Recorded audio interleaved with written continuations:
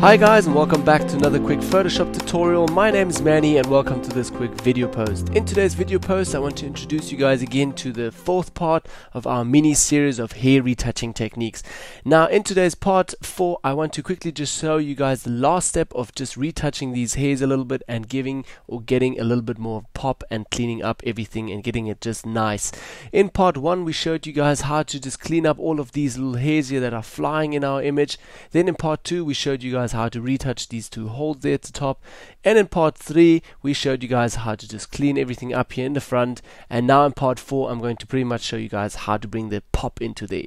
Then also we're retouching on Samantha Lauren Kane, who is a local model and makeup artist in Cape Town. Alright, so let's get started in this tutorial, and here we go. So first off, we still have our two help layers here, which we used in the first tutorials, as you guys can remember. Basically what I want to do quickly with these two layers here, if you want to you can delete them. I'm just going to put them in a group with Command J and just write there help layers, so I know always, okay, that's my help layers. If I still need them I can turn them on again. If I don't need them I can just turn them off. Okay, back to our hair retouch layer, and now we are in our last step that we actually did with hair retouching, and we finished up everything. Let me just make this a little bit bigger here. Okay, then on our last step that we were here, hair retouching on the blurring side, we blurred that still a little bit and just faded in all these little hairs, and now we're going to work onwards in that technique and just onto this hair part here actually. Okay, so next step that I'm going to do is just go over here in our adjustment layers, adjustment panel, and we're going to add another adjustment curve. On here we're just going to tweak now the bright parts a little bit. So basically I want to just lighten these highlights a little bit. So let me tweak this a little bit. Don't worry about the skin. I'm not looking on any parts on the skin. I don't care about the skin at the moment. The only thing that's interesting me at the moment is the hair and all the highlights on the hair. So don't worry if you destroy the skin there a little bit. Okay, tweak that a little bit more. As you guys can also see, we're getting a lot of purple in the hair there and a little bit of more magenta, so don't worry about that. We're going to fix that in a later stage as well. Okay, keep it over there. Don't worry if it's not perfect yet. We can always later go back and tweak that again. Then I'm going to go out here of my adjustment curves and do another adjustment curves over here. Go back into there, but before I do that I first have to turn off this layer, because now otherwise it will be totally distracting. Okay, go into here, and now we're going to darken these areas a little bit. So take our curve down here and we're just going to darken these parts a little bit, just get more contrast into there, not too much, just a little bit. Okay, a little bit more. Okay, that's nice. If you want, you can also try to get it right, to tweak or to do one adjustment layers with highlights and dark parts. I like to keep them apart. Okay, next step, I'm going to invert these masks now, or these layers actually. So I'm going to press Command E, and now we've inverted all of that. Then again, the second stage, I'm also going to do that, go over here, and our second layer, also going to press Command E and invert that as well. Alright, now I've inverted everything. What now? Now I'll go over to my brush, and with a, say, 80%, I'm just going to press 80 on my keyboard, 80% opacity, white foreground color. I'm going to paint on my mask. Be sure to select your mask over here, and now feather that, Control Alt, feather my brush here a little bit again, a little bit more. That's okay.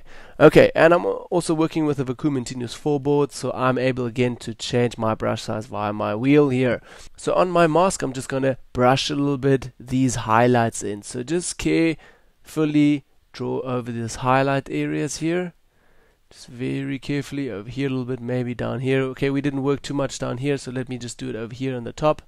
Gonna make my brush a little bit bigger again. Okay, and over there, that's good for me. If you do a mistake, just go with X, change your foreground colors, and then we're going to paint out that little bit here on the side.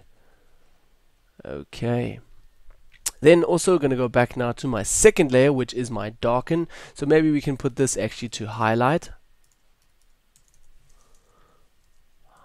area, and then we're going to say just darken or something. Okay, keep it to darken and highlight, back to darken, select your mask again, then with a white foreground color, because this is black, so we need to paint in our blacks there a little bit. Then also 80 opacity there, so we're just going to paint that in a little bit as well. Then here at the top as well a little bit. Okay, Now we got that all together, and maybe that is still a bit harsh with our highlights here. Can't really see it that much. Let me zoom out a little bit to see. Yep, that is a little bit too heavy. So what I'm going to do now is go back into my highlight area, double click here onto my layer, and we will be directly taken back into our adjustment panel. Then down here, just going to take it a little bit down, not too much. I don't want to have it that much highlighted. Okay, nicely, just like that. Okay, then we're going to select both layers again, and we're going to say Command J to group that once again. Now we're just going to group that, say, in a curves group. Curves, we're going to keep it over there, nice and easy. Okay, now we can see what we did with our curves already, and that already pushed it just a little bit, just to give that hair a little bit of punch. But we also have a little bit of more color in there, more magentas, more red, so just watch out for that. We still need to fix that in a little bit. Okay, the next step that I'm going to do is basically I'm going to dodge and burn a little bit on here. But before I dodge and burn, I do have a technique for that. I use actually my action script and run a quick dodge and burn. But if you don't have that, then you will have to create your dodge and burn layers from scratch. So what I'll do, I'm not going to even work with these two tools over here, our dodge and burn effects. On the right hand side, if I'm honest, there, dodge and burn, I never use these two tools. I showed you guys what they are and what they do, but I don't really work with them. What I do is I go here onto my new layer. I can select that, press Command A, select all of my image, then press M, go into marking tool, press right click and go to fill. Say here, fill my whole new layer with a use 50% gray color. Say okay that, Command D, and then I'm going to duplicate this layer, Command J, duplicate that, and then I'm going to rename this to soft light, and I'm going to rename the second to hard light. There we go, hard light, and then I'm going to select both of them and say Command J and put that in a group and call that dodge and burn. If you want, I'm going to write it out today. Okay, and now what I do is take these two dodge and burn and the hard light, I'm going to set that to overlay, and the soft light to soft light. Okay, there we go. Now we've created our new quick dodge and burn effects, and yeah, let's get started. On our hard layer now in dodge and burn, we're going to take our brush again.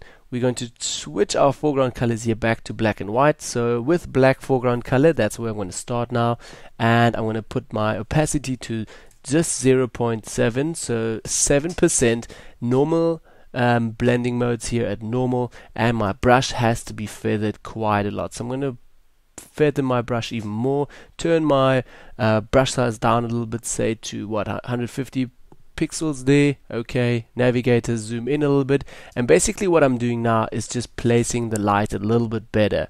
So I'm going to just darken these areas here a little bit more over here. When doing this, be very carefully when painting with this. This can easily damage your image. Okay, a little bit over here, and then we're going to just darken these areas a little bit over here. Okay, not too much, just a little bit.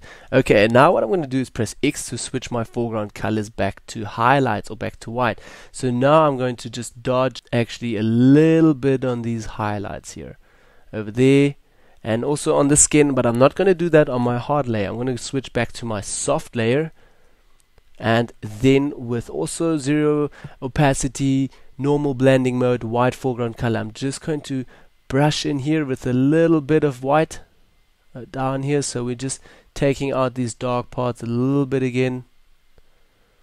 Okay, and then one big over here with the highlights, and we're going to zoom out a little bit again.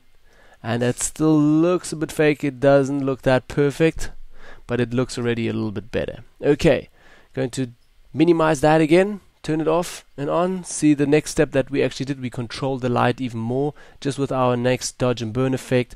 The next step that I want to do is take dodge and burn and curves, put that together in a group, say Command J again, double click on here, and we're just going to rename that to hair color. Okay, over there. Then we want to go back into that group, open this group again, go back to dodge and burn. Then we're going to go back to Command Alt Shift E, master shortcut, press that, back to our normal layer. Okay, we're going to rename that to, say, whatever you want to, second or color again. So just write color there. I'm mostly a guy that renames this layers directly, not afterwards, because then I still know what's going on. Okay, take that, and what I'm going to do now is basically just going to do an adjustment layer on top of that, and where it is here, selective color, we're going to take the selective color, or no, actually we're going to take the hue and saturation, and then we're just going to take it to reds and take that reds down a little bit. So as you guys can see, it fades, everything fades out now, so I don't want to take it too much down because I want to get a little bit of that magentas and reds out of the hair a little bit. So let me take it to -15, turn this on and off, have a look.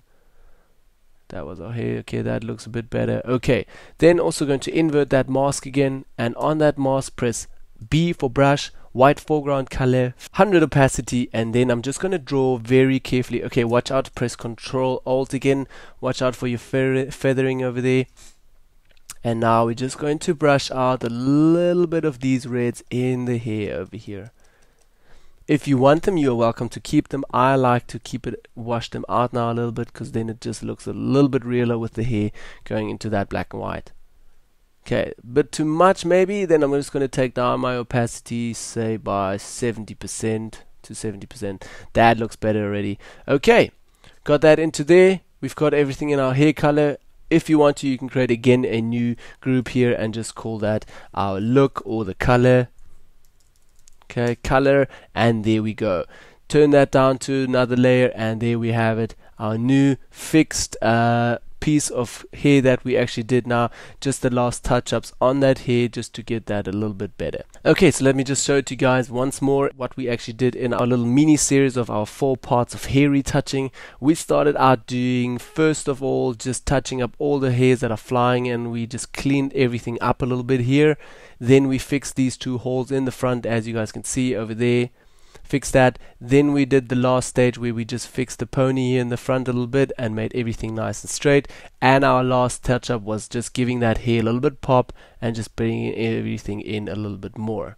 Okay, if I zoom out a little bit more, you guys can also see the effect is quite heavy. Let me just do everything like once. Okay, there I still have another technique for you guys. Take all these groups, and now you're going to do a master group, and you're going to click Command J and put that all together in one group and call it hair. Okay, there we go. Now we got everything under our hair, and now everything is, say, done with the hair. It's not perfect yet. I can still see there's loads of things to do in this hair, but to show you guys just quickly in a 4 little series how to retouch hair, that was it. Okay, next step would most probably be then retouching skin, and there you would do the same kind of effects. You would also go step by step by step, retouch your way into there. Okay, I hope you guys learned something from this quick mini series of hair retouching. My name is Manny. Thank you guys for watching, and see you all next week in another quick tutorial. Bye bye guys.